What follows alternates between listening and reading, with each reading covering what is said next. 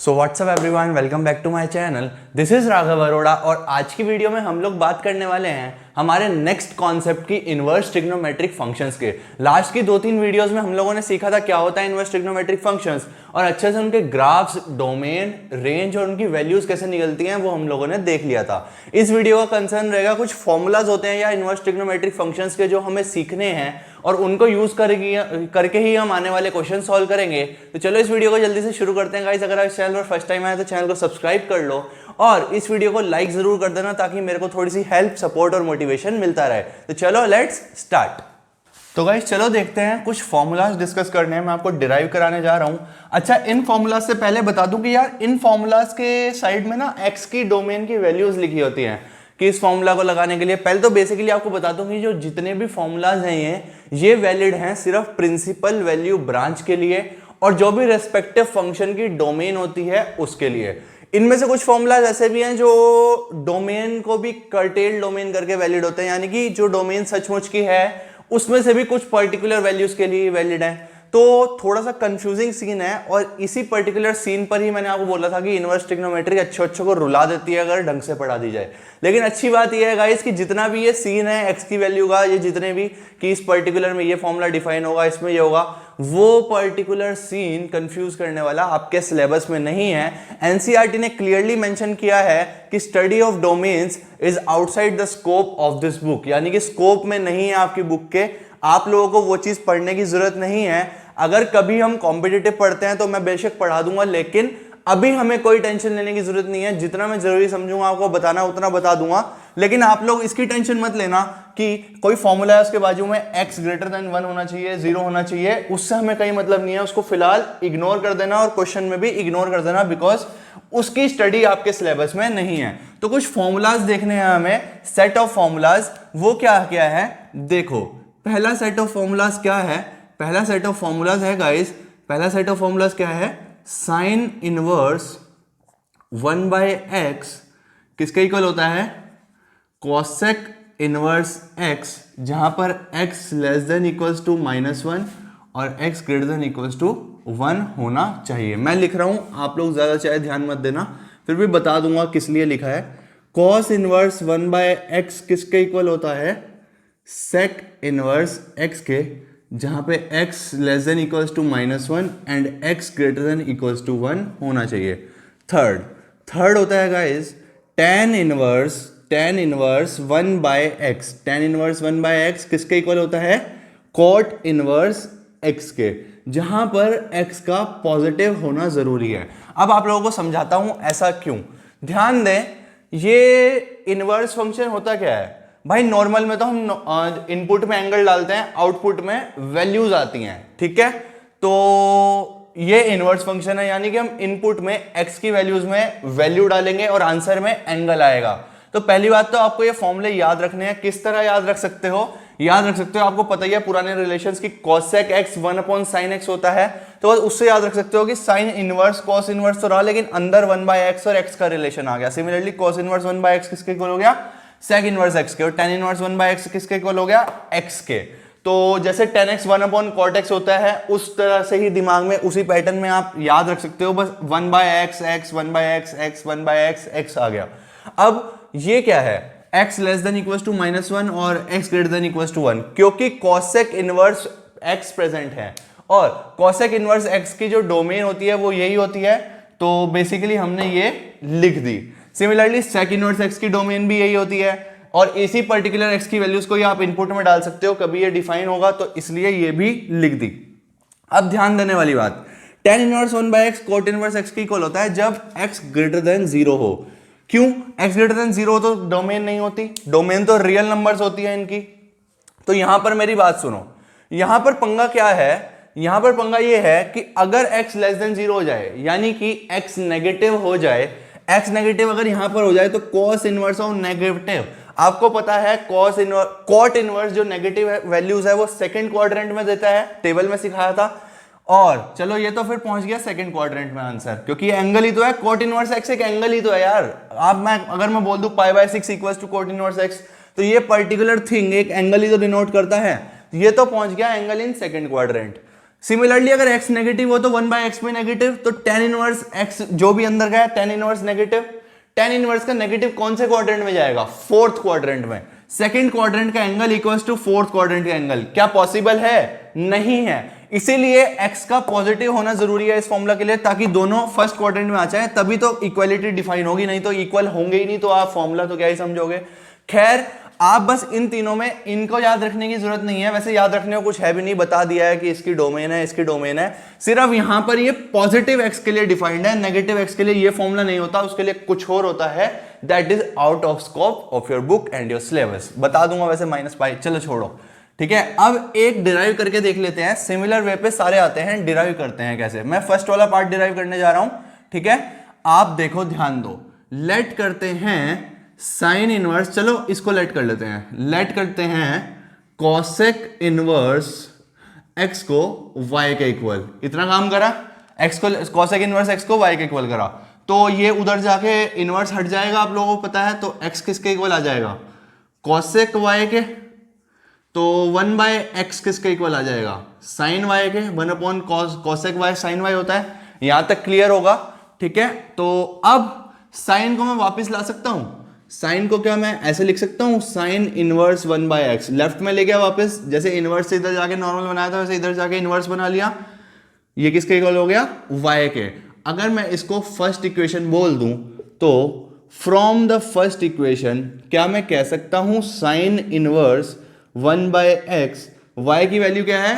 Cosec inverse x के equal है, cosec inverse x। क्या ये मैं कह सकता हूं गाइस? बिल्कुल कह सकता हूं, ठीक है गाइस। तो इस वजह से मैंने ये फॉर्मूलाज लिखे। सिमिलरली कॉस के लिए भी सेम सीन हो जाता, tan वाले के लिए सेम सीन हो जाता, लेकिन अगर नेगेटिव होता, tan में नेगेटिव होता तो tan इनवर्स लिखता मैं cot inverse -x equals to y, -x equals to cot y, उसके बाद -1/x equals to tan y।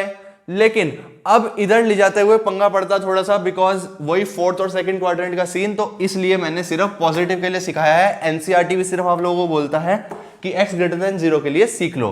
तो पहला तो सेट ये है गाइस, इन तीन फॉर्मूलाज को आपको याद रखना है, और आई डोंट थिंक सो इसमें कोई दिक्कत आएगी याद करने में, वही पुराने वाले ही सीन है, बस इनवर्स बाहर रह गया और वैल्यूज पर बात कर रहे हैं, 1/x x 1/x x 1/x x, ठीक है guys. So I hope clear हुआ। डेरिवेशन देख लिया आप लोगों ने, तीनों फॉर्मूला जिस तरह प्रूव होते हैं, आप लोगों को प्रूफ करने की बिल्कुल भी जरूरत नहीं है, तो मेरे को समझाने थे तो मैंने इसलिए प्रूव कर दिया। चलो, ये तो हो गया फर्स्ट सेट ऑफ फॉर्मूलाज। अब देखते हैं next set of formulas. Next set of formulas देखते हैं गाइस, बहुत सारे फॉर्मूलाज पढ़ने हैं, बस अब आपको सीखते जाओ। नेक्स्ट सेट ऑफ फॉर्मूलाज है कि sign inverse -x, sign inverse -x किसके इक्वल होता है? माइनस साइन इनवर्स x, ठीक है।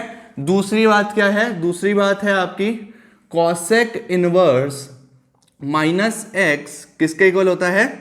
Minus cosec inverse x। और तीसरी बात क्या है? तीसरी बात है tan inverse -x, tan inverse -x किसके इक्वल होता है?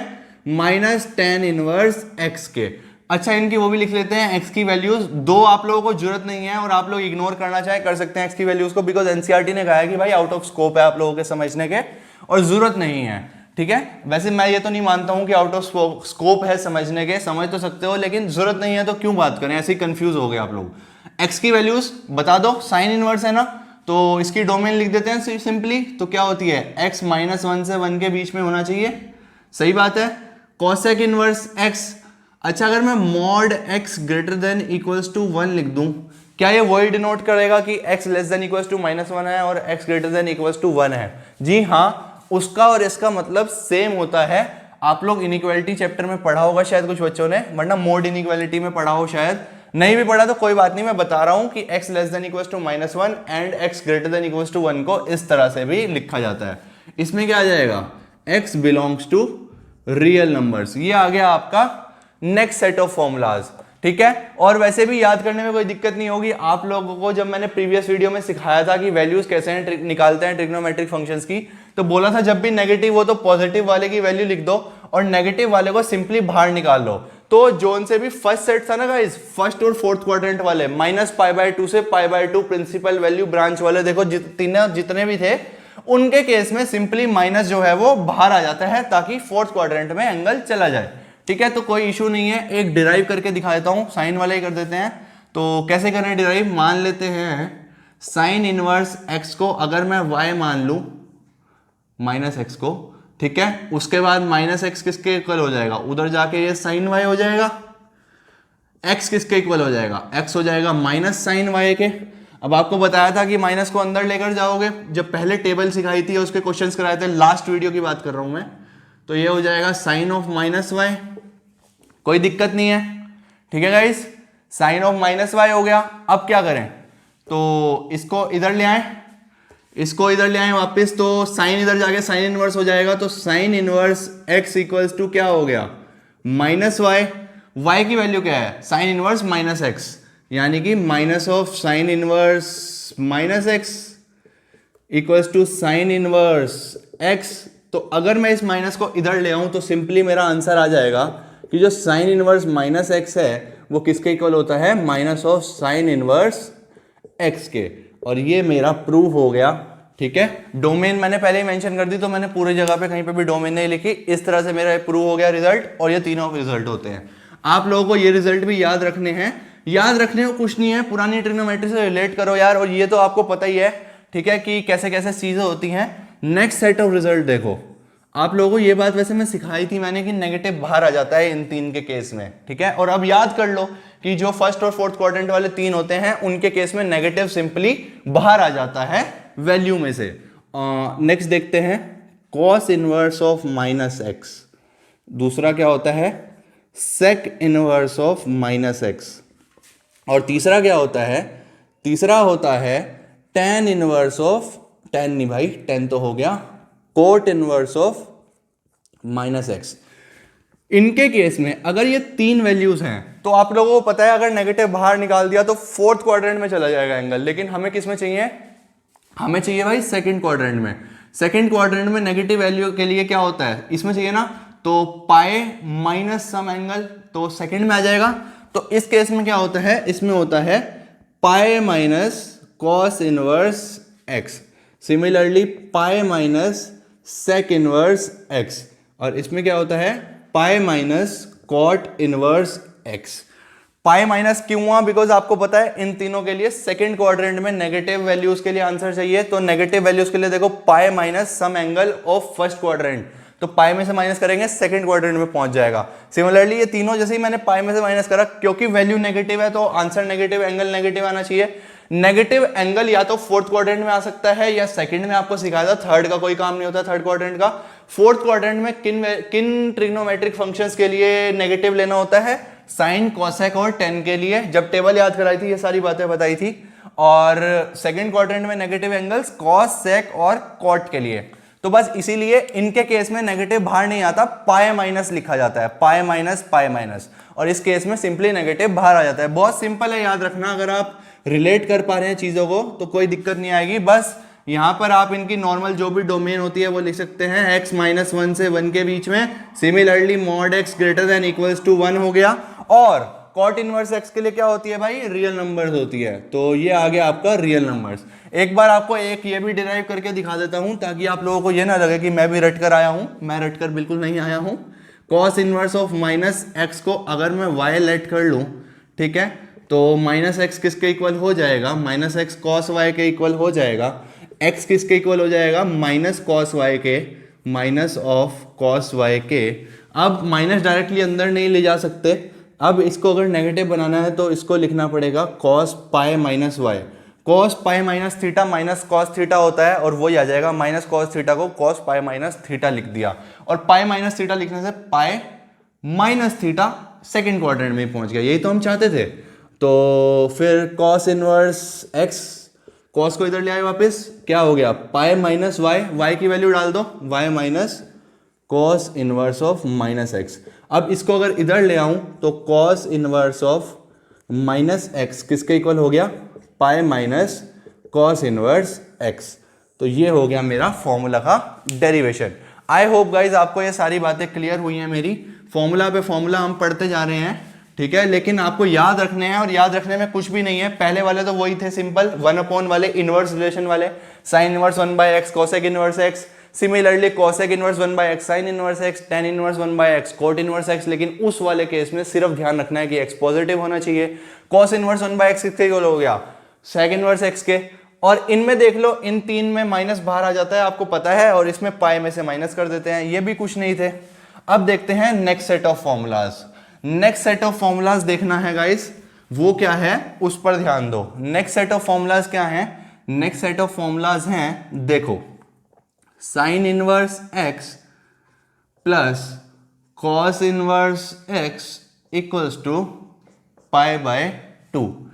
और फिर दूसरा क्या है, दूसरा है आपका sec inverse x plus cosec inverse x equals to pi by 2। तीसरा क्या है गाइस, तीसरा है tan inverse x plus cot inverse x equals to pi by 2। ये भी ध्यान रख सकते हैं, कोई दिक्कत नहीं है। Sine square x plus cos square x 1 पढ़ा था, बस यहां पर ध्यान रखना है कि sign inverse x plus cos inverse x क्या होता है, पाई बाय 2 के इक्वल, ठीक है। और सिमिलरली ये तो याद रहेगा कि साइन का कॉस के साथ रिलेशन है, सेक का कॉसेक के साथ, टेन का कोट के साथ, ये तो आपको पता ही है 10th क्लास से ही। इन दोनों को ऐड कर क्या होता है, पाई बाय 2 आता है। सिमिलरली इन दोनों को ऐड कर पाई बाय 2 आता है। सिमिलरली इन दोनों को ऐड कर पाई बाय 2 आता है। लेकिन कंडीशन क्या है कि x के जितने भी वैल्यूज हैं वो डोमेन में से होनी चाहिए, ठीक है गाइस। तो ये ध्यान रखना है आपको, ये 3 फॉर्मूलाज और हैं जो ध्यान रखने हैं, ठीक है। और वैसे कोई इसमें भी इशू नहीं आने वाला है। Sine plus cos pi by 2, sec plus cosec pi by 2, tan plus cot pi by 2, और आपस में भी रिलेशन पता ही है आपको, एक नजर में ही याद हो जाएंगे। पीछे वालों में भी कुछ नहीं था, अगर रिलेट करोगे चीजें तब याद हो जाएंगे, नहीं तो दिक्कत आने वाली है। तो कंडीशंस क्या होनी चाहिए इनकी, बस डोमेन होनी चाहिए, इसमें तो कोई दिक्कत ही नहीं है। तो x होना चाहिए -1 से 1 के बीच में, tan inverse x plus cot inverse x में x r चलेगा, ठीक है। इन कंडीशंस पर ध्यान बिल्कुल मत देना, बस मैं लिख रहा हूं। Sec inverse x plus cot inverse x mod x को अगर मैं ग्रेटर देन इक्वल्स टू 1 लिख दूं तो मेरा काम चल जाएगा। बस यही कंडीशंस हैं, और इन 3 फॉर्मूलाज को भी आपको याद रखना है। नेक्स्ट वीडियो में क्वेश्चंस भी करेंगे, ऐसी बात नहीं है, पर फिलहाल ये समझो फॉर्मूलाज कैसे कैसे करने हैं, ओके। एक डिराइव कर दूंगा इस आपके लिए, कर देते हैं। साइन इनवर्स x को अगर मैं y ले लूं तो x क्या होना चाहिए, साइन y।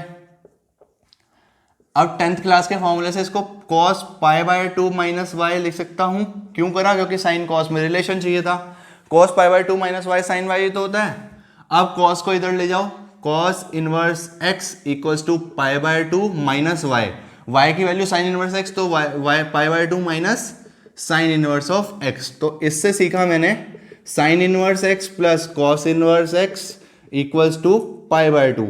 ध्यान रखना गाइज, ये फॉर्म तो समझ आई गई आपको, इस फॉर्मेट को भी याद रखना है कि एक ट्रिग्नोमेट्रिक वैल्यू को अगर दूसरे में चेंज करना है तो पाई बाय 2 माइनस करके आप चेंज कर पाएंगे, ठीक है गाइज। आई होप ये सेट ऑफ फॉर्मूलाज भी आप लोगों को क्लियर हो गया है। बहुत इजी सा सेट ऑफ फॉर्मूलाज है, कोई दिक्कत नहीं है। तो इस वीडियो में यार यहीं तक रखते हैं। मैं चाहूंगा आप इन फॉर्मूलाज पर थोड़ा मेडिटेट करो, इनको याद करो। नेक्स्ट वीडियो में कुछ और फॉर्मूलाज देखेंगे और देखेंगे कि क्वेश्चंस कैसे करने हैं। बस यही फॉर्मूलाज हैं कुछ, इसके बाद इनवर्स ट्रिग्नोमेट्री भी ऑलमोस्ट खत्म हो गई है, खत्म हो जाएगी। तो चलो गाइस वीडियो को खत्म करते हैं। थैंक यू सो मच, आपने पूरा वीडियो देखा। Okay then see you guys, goodbye and take care.